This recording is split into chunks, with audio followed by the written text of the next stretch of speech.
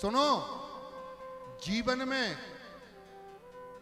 और कुछ बनो ना बनो, लेकिन इंसान यदि तुम बन रहे हो, भगवान से प्रेम करना, यही इंसानियत है। सुनो, मनुष्य बने हो तो मनुष्य जन्म के इतने कर्तव्य हैं, और ये तुम्हें पता चल जाए तो तुम्हारा जीवन धन्य हो जाए। सबसे पहले क्षमा।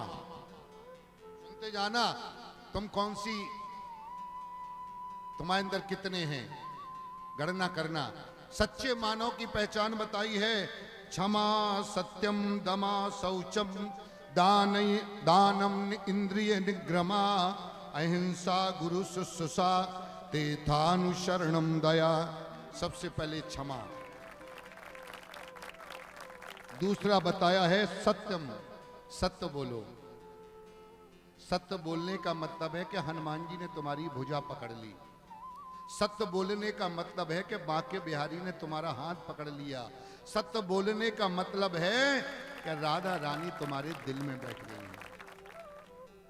दुनिया में कितनी औरतें हैं जो झूठ नहीं बोल सकती। दुनिया में कैसे इतने ऐसे पुरुष हैं जो कुछ हो जाए लेकिन वो झूठ नहीं बोल सकते। लेकिन दुनिया में कितने ऐसे हैं कि जो सत्य नहीं बोल सकते। बोलो शंकर भगवान की। नहीं, दोनों बातें हैं। हाँ, वे भोर से उठाई के झूठों से शुरू हो उनकी। हाँ, परे है कहा भैया सो रहे, हम काहे को सो रहे, हम तो रामदेव बहुत देर के उठ गए। वो अबे मुंह मीड़त जा रहे, लाड नहीं गिर रहे। क्या बताए तुम्हें, बिल्कुल मुंह। और ये बहुत गलत बात है, बिल्कुल भुनसारे झूठ बोलना इसका बड़ा पाप है। तीर्थों में झूठ बोलना बहुत बड़ा पाप है। सोते सोते झूठ बोलना बहुत बड़ा पाप है। खाते खाते झूठ बोलना बहुत बड़ा पाप है। मंदिर में लोटा ढारा कहते आई रहे हम, बस निकल ही आए घर से। मंदिर में झूठ बोलना पाप। तीर्थों में झूठ बोलना, कन्यादान करते समय झूठ बोलना और बड़ा पाप है। तो ये सत्य बोलना, ये भागवत में लिखा है। अगर मानव के कर्तव्य मालूम है तो क्षमा, सबसे पहले अपराध बोध हो जाना, दूसरा सत्य बोलना, और तीसरा इंद्रियों पर विजय पाना। इंद्रियों पर विजय नहीं, वो बेकार है। जो सत्य ना बोल सके डरेगा वो जो झूठा हो, जिसको तुमसे कोई चाहिए। इसलिए ये ध्यान रखना, क्रोधी व्यक्ति बहुत सत्य बोलने वाले बहुत तेज होते हैं।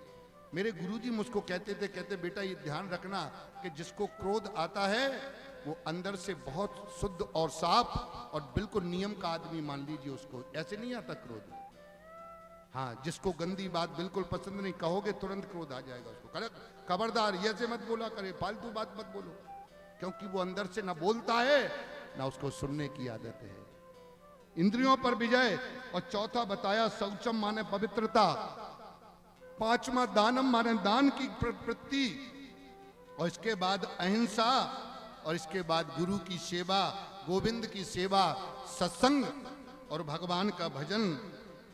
सरल बन के रहो, लोभ को छोड़ो, देवता और ब्राह्मणों से प्रेम करो, ईर्ष्या ना करो, ब्राह्मणों को भोजन कराओ, पितरों का तर्पण करो।